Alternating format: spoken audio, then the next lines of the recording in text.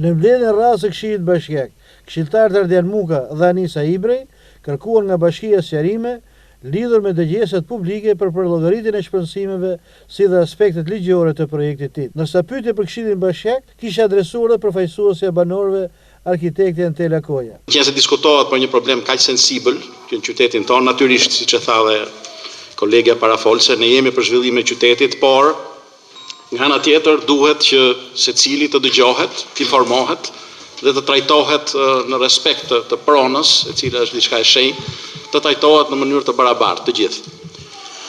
Për këtë do t'i bie shkurt, meqense ka dhe kolegë të tjerë të cilët kanë kërkuar fjalën. Në dokumentacionet që unë kam kërkuar është pika 1, procedurat administrative të ndjekura për miratimin e planit të detajuar vendor në lidhje me projektin TIT Durrës. Vendimarrjet përkatëse, pika 2, vendimarrjet përkatëse të Këshillit Bashkiak lidhur me këtë plan dhe datat e miratimit të tij.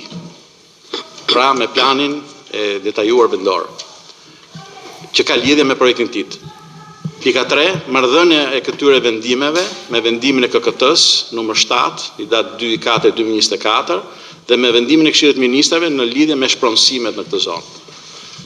Natyrisht kjo ishte kërkesa e para 10 ditësh, por duke pasur parasysh devolimin e situatës, nuk mund të bëjmë një sy qorrë dhe një besh shurt kur ato njerëz janë aty përpara duke protestuar tani përpara bashkisë.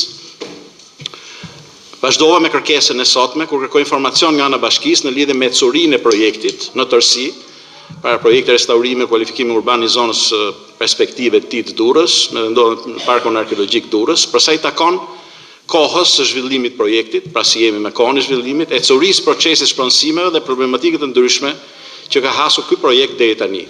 Por zhvillimi duhet bëhet me respekt për qytetarin dhe pronat e tyre. Projekti TIT prek drejt për drejt banorët, disa prej të cilëve thonë se nuk janë thirrur në asnjë dërgjesë publike dhe nuk janë informuar për këtë projekt.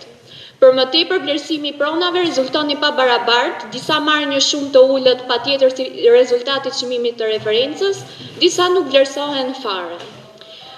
Banorët konkret që janë prekur nga ky projekt, pra si Rita Kazazi, e cila ka dhe biznesin e saj në bulevardin Epida, Kliton Doka, Kudrete Velja, Isuf Mehmeti. Kërkesat e tyre janë të arsyeshme dhe legjitime. Në përgjigjen e tij, kryetari Elio Jani theksoi se banorët janë të informuar, si dhe shpjegoi mënyrat e përllogëritjes së vlerave të shpronësimeve me anë të kontratave shitblerjeve të regjistruara nga Agjencia Shtetërore në kadastër 3 muajt e fundit. Për opinionin publik sa për Këshillin, që ky nuk është një vendim ose një projekt që po ndodh sot. Ky projekt ka mbi 4 vjet që po zhvillohet. Edhe mund vjen mirë që ju si këshilltar keni takuar banorët. Unë personalisht edhe kryetari i bashkisë kam mbi 4 vjet që takoj banorët çdo ditë biles, sepse e para janë qytetarë të Durrësit dhe e dyta mbledh shumë me të zonë dhe banorët nuk është e vërtetë që nuk kanë pas informacion, kanë gjithë informacion për të. Është tjetër gjë që banorët preken dhe kjo dhe këtu i kuptoj i mirë kuptoj sepse kanë drejt, sepse bëhet fjalë për shtëpitë e tyre dhe është drejt deri diku dhe pretendimi që ato kanë për pjesën që mund të prishë shembet banesa dhe tjerë. Këtu janë me banorët. Por që banorët nuk janë të informuar, nuk kanë informacion, këtu nuk janë banorë sepse kjo nuk është e vërtetë. Edhe banorët e dinte, nuk ma thot njëri dot më këtë që nuk i kam takuar banorët. Zona arshme TIT Durrës ndodhet brenda zonës arkeologjike A, e cila fillon nga kulla venenciane në jug, e në perëndim përgjatë mureve të periudhës romake, afërsisht 490 metra deri në kullën e Gardës Veri. Në lindje shtrihet në kufi, në rrugën Imzot Fanoli e deri në rrugën Egnatia në jug, duke përfshirë ndërtesat në anën veriore përgjatë rrugës Egnatia dhe deri në kryqëzimin e Velierës. Qëllimi kryesor i projektit TIT është projektimi, restaurimi dhe rikualifikimet urban të zonës së arshme TIT, e cila ndodhet brenda zonës arkeologjike A të qytetit të Durrësit, siç tregohet edhe në hartën tashmë të miratuar, në mënyrë që të rritet turizmi dhe si pasojë zhvillimi ekonomik i zonës përmes restaurimit, rehabilitimit të shtëpiave tradicionale, sheshëve dhe rrugëve brenda zonës të treguara kufitare. Zona e projektit TIT ndodhet në pjesën jugore në afërsitë të portit.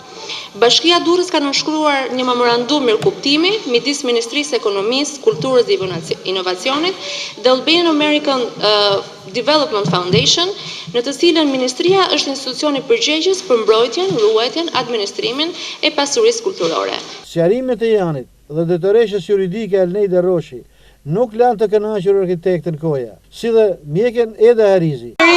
Ju falenderoj për prezencën, mbledhjen e deklaroj të mbyllur, takohemi në mbledhjen e radhës. Faleminderit. Ju lutem ishit me vonesë dhe u ezaruan pyetje, të lutem Marisa.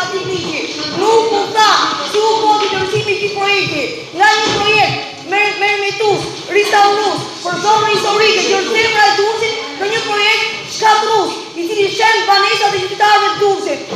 Pas një lloj marrëveshje, pas një lloj kontrate.